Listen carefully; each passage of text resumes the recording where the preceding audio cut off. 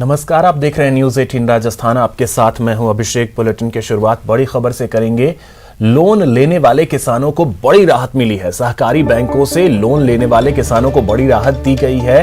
आपको बता दें, कृषि और अकृषि ऋण लेने वाले किसानों को फायदा मिलेगा। सहकारिता विभाग जल्द एक मुश्त समझौता योजना लागू करेगा। तो अधिक जानकारी के साथ सहयोगी दिनेश हमारे साथ जुड़ गए। दिनेश, क्या जानकारी है? बड़ी राहत मिली है प्रदेश के उन किसानों को जो लोन लेते हैं। बिल्कुल, देखिए ये खबर इस मायने में बहुत महत्वपूर्ण हो जाती है क्योंकि हाल ही में जमीन नीलामी की जो खबरें आई थी किसानों की, उन पर काफी बवाल मचा था और उसके बाद मुख्यमंत्री ने प्रदेश भर में कृषि भूमि की जो नीलामी है उस पर रोक लगाने के निर्देश दिए थे। तो इसे लेकर लगातार विपक्ष द्वारा सरकार को घेरा भी जा रहा था कि कर्ज माफी जो है वो किसानों की नहीं हुई। अब ये सहकारिता विभाग एक योजना लाने जा रहा है, जो भी किसान अपना कर्ज नहीं चुका पा रहे हैं उन्हें जो है राहत देने के लिए ये योजना है। खासतौर से सहकारिता विभाग की ओर से जो कहा गया है, सहकारिता मंत्री की ओर से, वो ये कि कोरोना संक्रमण के चलते किसान अपना कर्ज नहीं चुका पा रहे हैं तो उनको राहत देने के लिए ये योजना है। इसके तहत, इस योजना के तहत जो है वो जो भी अवधि पार जब ऋण हो जाता है या दंड जब लगता है ऋण नहीं चुका पाने के चलते, तो जो ब्याज दर होती है उसमें सहकारिता विभाग रियायत देगा किसानों को। और इसके साथ एक बड़ी राहत ये कि जिन परिवारों में किसान की मृत्यु हो चुकी है उस परिवार को उसका जो पूरा ब्याज होता है। दिनेश, एक सेकंड में आपको रोक रहा हूं। इस वक्त खुद उदयलाल आंजना, सहकारिता मंत्री, वो हमारे साथ जुड़ गए हैं। उदय जी, बहुत स्वागत है आपका न्यूज 18 राजस्थान पर। एक बहुत बड़ा फैसला लिया गया है किसानों के हित में सरकार की तरफ से। जी, तो जो फैसला लिया गया है, एक तो भूमि विकास बैंक में अभी जो छूट चल रही थी ब्याज की, जो भी किसान डिफॉल्टर हो रहे हैं या टाइम पे जमा नहीं करा पा रहे हैं ऋण वगैरह, तो उनके लिए ब्याज में छूट का प्रावधान 31 दिसंबर तक ही था, उसको बढ़ा करके हमने 31 मार्च तक कर दिया है। और बाकी तो माननीय मुख्यमंत्री महोदय ने वन टाइम सेटलमेंट के लिए तो वो भेजे ही, वो तो कल बात हुई थी अपनी। तो वन टाइम सेटलमेंट के लिए जो है राष्ट्रीयकृत बैंक है, अगर प्रधानमंत्री जी अगर उनको वो कहेंगे वो वन टाइम सेटलमेंट करेंगे तो जितना छूट हो जाएगी, जितना अनुदान हमारे पास ही आएगा राजस्थान सरकार देगी ताकि किसान ऋण मुक्त हो जाए। नहीं तो समस्या तो उदय जी वहीं पे आ रही थी ना, जो नेशनलाइज बैंक हैं, समस्या तो वहीं पे आ रही है। पर वो नेशनलाइज बैंक तो हमारे नियंत्रण में नहीं है ना साहब, वो तो नियंत्रण में भारत सरकार के नियंत्रण में है, तो भारत सरकार ही करेगी। हमने हमारे बैंकों में जो हमारे नियंत्रण में थे उनपे तो कर दिया हम। और उदय जी, इसमें एक बात और भी ये कही गई है कि अकृषि ऋण जो हैं वो भी माफ किए जाएंगे। कृषि ऋण भी माफ नहीं, किसमें? जो सहकारी बैंकों के लिए हैं, कृषि और अकृषि ऋण। हाँ, नहीं, वो कृषि ऋण तो माफ करने की बात अभी नहीं हुई है, लेकिन सब पे डिस्कस के लिए माननीय मुख्यमंत्री महोदय ने इस प्रकार की नीलामी पे अभी रोक लगा दी है और उसका विवेचन करने के बाद ही फिर कोई निर्णय करेंगे किस प्रकार के केस है। किसान ने जो ऋण लिया वो वाकई में खेती में काम आया या किसी और बिजनेस में लगाया या क्या, वो ये सब देखने की बात है। तो कृषि ऋण की तो कोई मतलब नहीं है, कृषि ऋण की बात मैं कर रहा हूँ। चलिए, ओके, बहुत शुक्रिया उदयलाल जी हमारे साथ जुड़ने के लिए और बातचीत करने के लिए। तो प्रदेश के किसानों को बहुत बड़ी राहत दी गई है प्रदेश और सरकार की तरफ से। सहकारी बैंकों से लोन लेने वाले किसानों को बड़ी राहत मिली है। कृषि ऋण लेने वाले किसानों को इसका फायदा मिलेगा।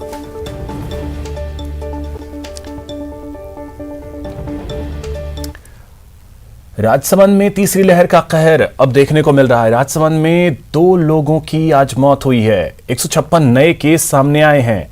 खमनोर एसएचओ समेत कई पुलिसकर्मी भी पॉजिटिव पाए गए हैं। 15 साल से कम उम्र के 17 बच्चे संक्रमित मिले हैं।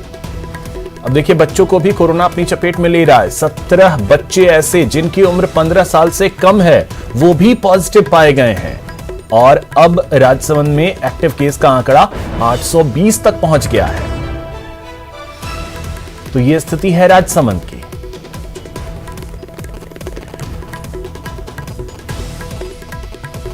तो लगातार कोरोना का कोहराम जो है वो देखने को मिल रहा है। अब देखिए, राजसमंद के बाद अब बात कर लेते हैं उदयपुर की। तो उदयपुर में भी लगातार कोरोना का अटैक जारी है। आज कोरोना के 857 नए केस सामने आए हैं। यानी उदयपुर की स्थिति यह है कि बीते 3 दिनों से लगातार 800 से ज्यादा केसेस जो हैं वो उदयपुर में मिल रहे हैं।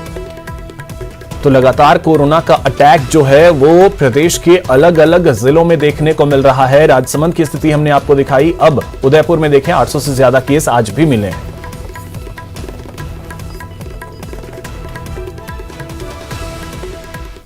श्रीगंगानगर में एसीबी की एक बड़ी कार्रवाई देखने को मिली। यहां पर ग्राम पंचायत संगीता का एलडीसी घूस लेते हुए ट्रैप किया गया है।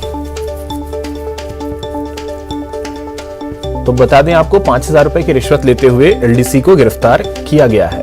श्रीगंगानगर में एसीबी की ये बड़ी कार्रवाई देखने को मिली।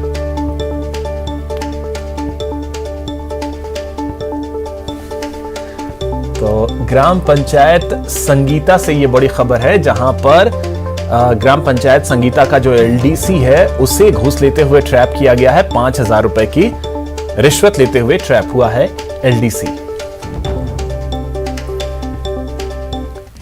कड़ी मेहनत और दृढ़ संकल्प लगभग कुछ भी संभव कर सकता है। न्यूज 18 की पहल बायजूस यंग जीनियस सीजन 2 में हमें कई ऐसे बच्चे मिले जिन्होंने अपने दृढ़ संकल्प के साथ वह किया है जो लगभग असंभव लगता है। आइए नजर डालते हैं ऐसे ही 3 जीनियस पर जो इस हफ्ते के एपिसोड में नजर आएंगे। Music has no language but an innate ability to make you feel. My name is Rahul Vellal and I've been a student of Carnatic music for the past 10 years. I've performed in 6 languages till now.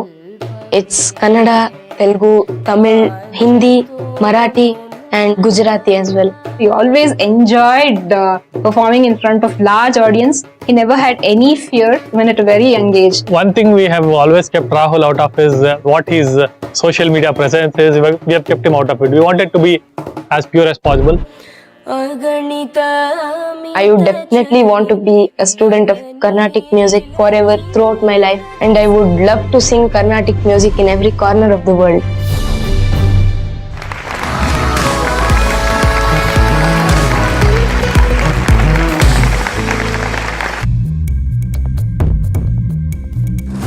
मेरा मानना है कि if you come across any problem, try to solve it. Whether or not you succeed in the first attempt, if you persist, you will succeed. मेरा नाम जूही केसकर है। I'm in 10th grade. मैं 15 साल की हूँ and I live in Pune. मैंने एक device create किया है। I have named it J Tremor 3D. This device is for patients with Parkinson's disease.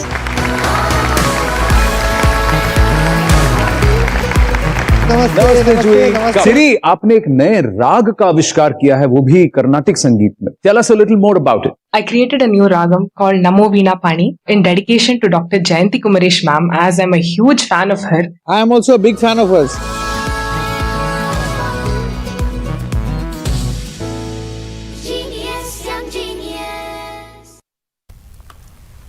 यहां रुकेंगे एक छोटे से ब्रेक के लिए।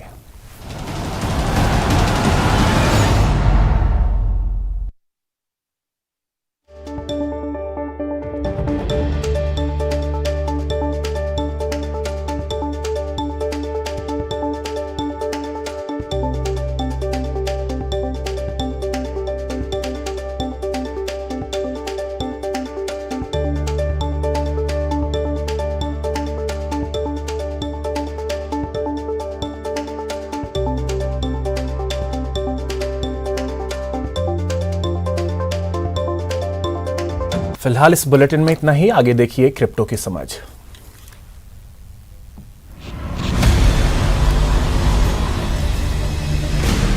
ZPay and News 18 Network present crypto की समझ।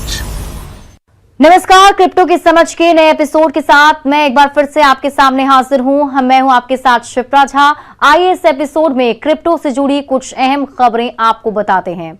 न्यूज पोप फ्रांसिस को यूएई का दिया उपहार एनएफटी के रूप में बेचा गया। अफगानिस्तान के लिए फंड जुटाने के लिए हिस्टोरिक पॉन्टिफिक्स कारपेट, जो एक नॉन फंजिबल एनएफटी के रूप में इमोर्टलाइज था, उसे 25 ईथर या लगभग $82,000 में बेचा गया। इस कॉर्पेट को अफगान महिलाओं ने बुना था और अबू धाबी के क्राउन प्रिंस और यूएई के सशस्त्र बलों के उप सर्वोच्च कमांडर शेख मोहम्मद बिन जायद अल नाहयान ने सितंबर 2016 में वेटिकन की यात्रा के दौरान पोप फ्रांसिस को इसे उपहार में दिया था। यहां दोनों नेताओं ने मौजूदा राजनयिक संबंधों को मजबूत करने और इंटर रिलीजियस हार्मोनी को बढ़ावा देने पर चर्चा करने के लिए मुलाकात की थी। कालीन का फिजिकल वर्जन पोप फ्रांसिस के पास ही है। जूलिया फातिमा बिन्ट मोहम्मद बिन जायद इनिशिएटिव की रिटेल शाखा ने इसकी रेप्लिका तैयार की, जो एनएफटी के रूप में खरीदा गया।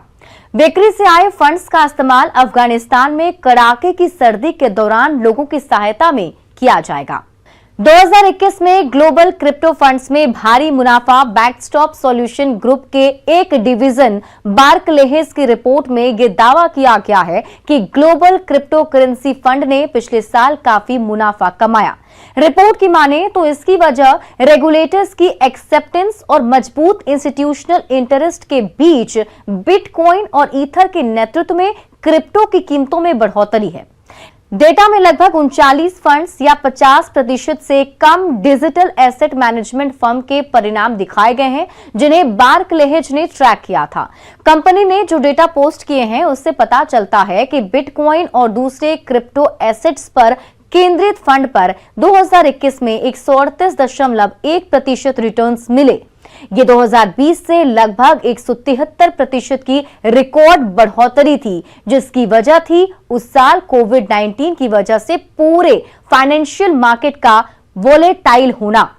बार्कलेहेज की रिपोर्ट से पता चलता है कि क्रिप्टो करेंसी फंड विदेशी मुद्रा फंड को पीछे छोड़ता हुआ रिटर्न देने की काबिलियत रखता है।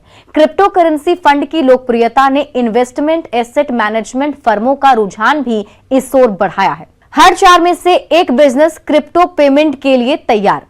स्टडी वीजा ने पिछले हफ्ते डिजिटल भुगतान पर एक स्टडी जारी की। यह स्टडी दिसंबर 2021 में वेकफील्ड रिसर्च ने कंडक्ट की थी और इसमें Brazil, Canada, Germany, Hong Kong, Ireland, रूस, सिंगापुर, यूएई और यूएस के 2500 छोटे बिजनेस शामिल थे, जिनमें 100 या उससे कम एम्प्लॉय काम करते हैं। स्टडी में बताया गया कि 2022 में स्मॉल एंड माइक्रो बिजनेस के लिए आगे की रणनीति तय करने में क्रिप्टो या फिर दूसरे डिजिटल पेमेंट भी शामिल होंगे। कंपनी ने बताया कि सर्वे में 82% एसएमबीएस ने कहा कि वे 2022 में किसी तरह के डिजिटल विकल्प को स्वीकार करने की योजना बना रहे हैं। वहीं 73% पेमेंट के न्यू फॉर्म्स को अपने बिजनेस के विकास के लिए जरूरी मानते हैं।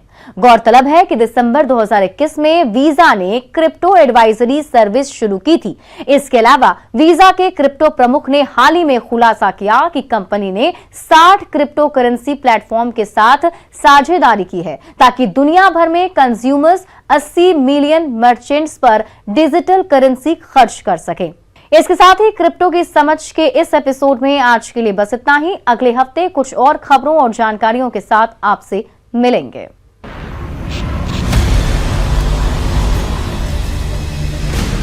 ज़ेड-पे and news 18 network present crypto की समझ। और इस बीच एक बड़ी खबर आपको बता दें, सरकार ने 35 यूट्यूब चैनल पर बैन लगा दिया है। इसके अलावा आपको बताएं 35 यूट्यूब चैनल, 2 ट्विटर अकाउंट को ब्लॉक करने के निर्देश दिए गए हैं। इंस्टाग्राम के भी 2 अकाउंट हैं, 2 वेबसाइट भी ब्लॉक करने के निर्देश दिए गए हैं और एक फेसबुक अकाउंट है। इन सभी को ब्लॉक करने के आदेश दिए गए हैं। ज्यादातर अकाउंट पाकिस्तान से ऑपरेट हो रहे थे। इन अकाउंट से भारत विरोधी खबरें फैलाई जा रही थी। सूचना और प्रसारण मंत्रालय ने बैन करने के आदेश दे दिए हैं। यह बड़ी खबर इस वक्त की आपको बता दें। देखिए, YouTube के 35 चैनल हैं, ट्विटर के 2 अकाउंट हैं, 2 इंस्टाग्राम अकाउंट हैं, 2 वेबसाइट हैं और 1 फेसबुक का अकाउंट है। इन सभी को बंद करने के आदेश दिए गए हैं सूचना और प्रसारण मंत्रालय की तरफ से।